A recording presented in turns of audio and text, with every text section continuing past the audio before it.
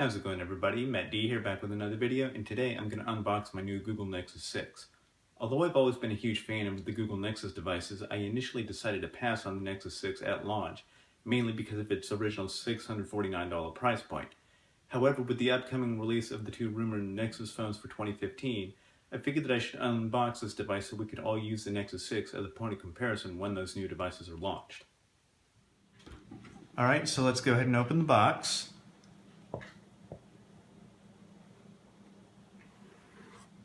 And at the very top, you've got the Nexus 6 itself. I'm going to go ahead and set that aside for the time being.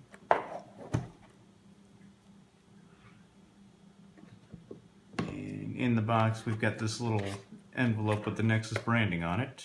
Let's see what's in it.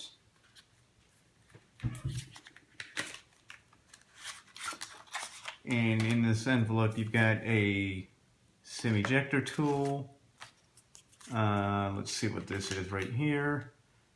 Just a simple guide showing you how to plug your device in, showing where the power button is, etc. And in the box, we have the USB to micro USB charging cable.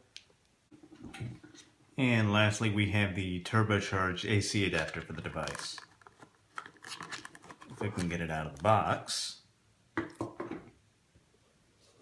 Alright, so looking at the device here, obviously very large. It's got a 5.96 inch 2K resolution screen, 2 megapixel front facing camera, and what I really like about this phone is that it has front facing speakers, which I'm always the kind of person who likes to watch YouTube videos on my phone, and it seems like with my other devices, every single time I set my other devices down on a table, I can hardly hear any sound at all. Looking on the left side of the device, nothing there. On the right hand side of the device, we have the power button here with the volume rocker underneath it. And at the very top, we have a 3.5mm headphone jack with a nano SIM slot to the left of that. On the back, we've got the 13 megapixel rear camera with dual LED flash with a ring diffuser around it. And underneath that, we've got the trademark Motorola dimple and Google Nexus branding. And finally, at the very bottom, we have your typical micro USB charging port. Alright, so let's go ahead and go through a brief rundown of the phone's specifications. Again, as I just mentioned, 5.96 inch AMOLED screen with a resolution of 2560 by 1440. The screen on this phone has Gorilla Glass 3.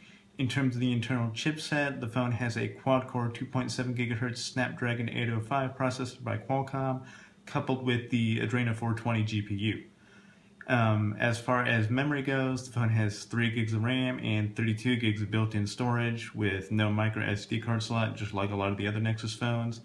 13 megapixel rear camera with optical image stabilization and dual LED flash, as I just mentioned. The rear camera is capable of shooting video in 4K, and again, we have a 2 megapixel front facing camera. The phone has Bluetooth 4.1, NFC, and 802.11a, B, G, N, and AC Wi-Fi. And what's really interesting about this phone is, for those of you who are in the US, you can run this unlocked device not just on AT&T and T-Mobile, but you can also run it on Verizon or Sprint as well. The phone has a 3,220 milliamp hour battery, and this was Google's reference device for Android 5.0 Lollipop. Alright, so let's do a few quick size comparisons with the Nexus 6 and a few of my other devices. This right here is my OnePlus One that I purchased last year. The OnePlus One has a 5.5 inch screen, and of course it's a little bit shorter than the Nexus 6 and nowhere near as wide. Next, I'm going to bring in my Nexus 5 from a few years ago. Big difference in size. Alright, so I went ahead and put my SIM card in the phone, so let's go ahead and boot it up for the first time.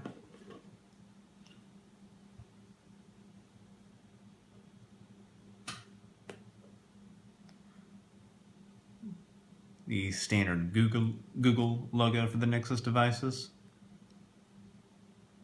And the Android Lollipop boot animation.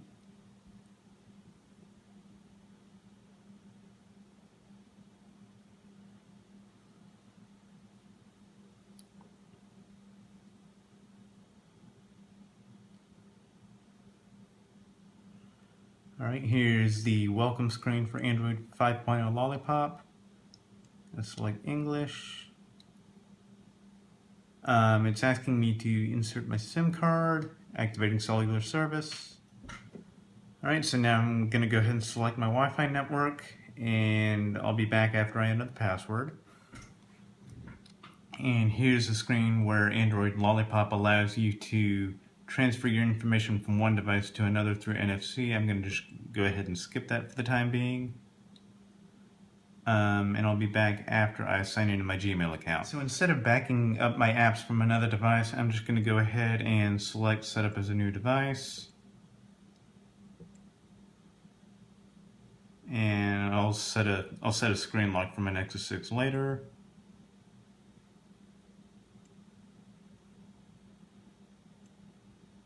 Enable Google services. Get Google Now? Yes.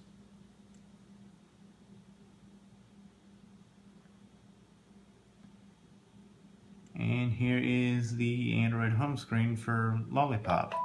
Those were my initial impressions of Motorola's Google Nexus 6. Over the course of the next week or so, I do plan on uploading some camera samples as well as a full review on the device. Let me know what you think about the Nexus 6 in the comments down below. Thanks for watching.